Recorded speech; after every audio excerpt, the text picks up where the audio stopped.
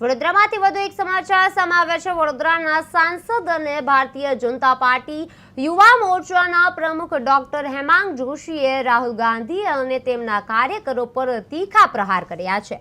AI summit દરમિયાન youth Congress અને NSUI કાર્યકરોએ કરેલા વર્તનને તેમણે દેશની પ્રતિષ્ઠાને નુકસાન પહોંચાડનાર ગણાવ્યું છે। તેમણે આરોપ એ મૂક્યો છે કે સાંસદ અને તેના પ્રાંગણમાં ગેરસ્થિત ભર્યા વર્તનને કારણે અગાઉ એફઆઈઆર પણ નોંધાઈ હતી। ડોક્ટર જોશીએ એ કહ્યું છે કે દેશ અને વિશ્વ સમક્ષ કોંગ્રેસની માનસિકતા સ્પષ્ટ થઈ રહી છે। આજે ફરી એકવાર દેશના લોકસભાના વિપક્ષના નેતા શ્રીમાન રાહુલ ગાંધીજીએ એમના કાર્યકર્તાઓ દ્વારા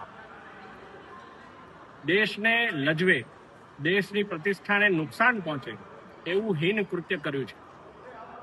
હું જ્યારે સાંસદ તરીકે લોકસભામાં બેઠો હોઉં છું ત્યારે તો તેઓ હંમેશા ઇનડિસિપ્લિન અને ઇનસેન્સિટિવ પ્રકારનું વર્તન એ લોકસભાની અંદર પણ કરતા આવ્યા છે ને લોકસભાના પ્રાંગણમાં પણ કરતા આવ્યા છે।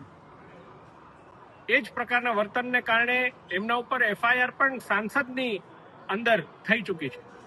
ત્યારે આજે જ્યારે સમગ્ર વિશ્વ ભારતનું મહેમાન બન્યું હોય, સમગ્ર વિશ્વ ભારતની સમર્થતા અને સક્ષમતા જે પ્રકારે માનનીય વડાપ્રધાન શ્રી નરેન્દ્રભાઈ મોદીજીના નેતૃત્વમાં જોવા માટે આવ્યું હોય ત્યારે એમના એનએસયુઆઈના કાર્યકર્તાઓને, યુવા કોંગ્રેસના કાર્યકર્તાઓને મોકલી અને એઆઈ સમિટની અંદર જે પ્રકારનું કૃત્ય કર્યું છે, હું માનું છું કે આપણા ગુજરાતની જ વાત કરીએ તો કોઈ ઘરની અંદર લગ્નમાં પ્રસંગ હોય તો ફુવા નારાજ હોય તો એ ઘરે બેસે છે, ક્યારે પ્રસંગમાં આવી અને આવા પ્રકારના ધતિંગ નથી કરતા।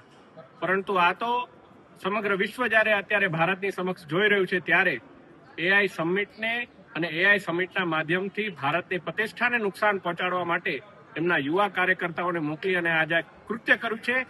સમગ્ર ગુજરાતના યુવાનો, સમગ્ર ભારતના યુવાનો આ વાતને વખોડી રહ્યા છે અને